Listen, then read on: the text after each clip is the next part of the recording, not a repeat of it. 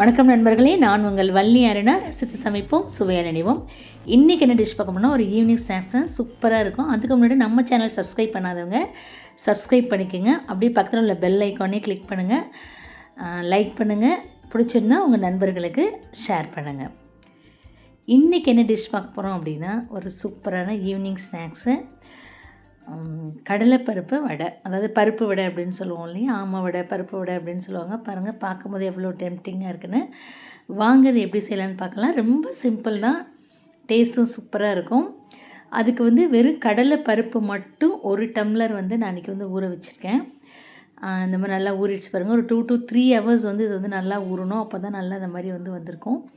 வடையும் சூப்பராக வரும். இப்போ ஒரு மிக்ஸி ஜாரில் கொஞ்சம் 1 ஸ்பூன் சோம்பு, ஒரு 5-6 காஞ்ச மிளகாய், பூண்டு நீங்கள் டேஸ்ட் வேணுன்னா சேர்த்துக்கலாம். பூண்டும் இஞ்சியும் நான் இன்றைக்கி போடலை.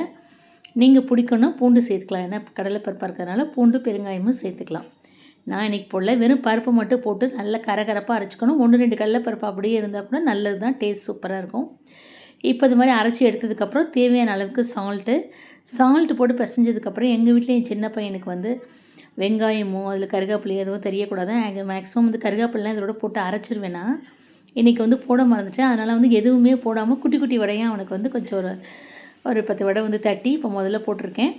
இதை எடுத்ததுக்கப்புறம் மிச்ச மாவில் நம்ம இந்த பாருங்கள், சின்ன வெங்காயம் நைஸாக கட் பண்ணி வச்சுருக்கேன், கருவேப்பிலையும் கட் பண்ணி வச்சுருக்கேன்.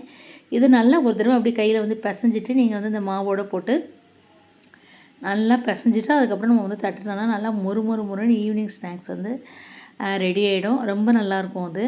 இப்போ பாருங்கள், இந்த வெங்காயம்லாம் போட்டதுக்கப்புறம் நல்லா பிசைஞ்சிட்டு, நீங்கள் பெரிய வெங்காயம் போடுறத விட இந்த சின்ன வெங்காயம் கட் பண்ணி போடுறப்ப டேஸ்ட் இன்னும் கொஞ்சம் கூடுதலாக கிடைக்கும். நீங்கள் வேணால் மல்லித்தலை கூட யூஸ் பண்ணிக்கலாம். பெருங்காயம் யூஸ் பண்ணிங்கன்னா அந்த கேஸ் ட்ரபிள் இருக்கிறவங்களுக்கு, பருப்புங்கிறதுனால நீங்கள் பெருங்காயமும் பூண்டும் சேர்த்துக்கலாம்.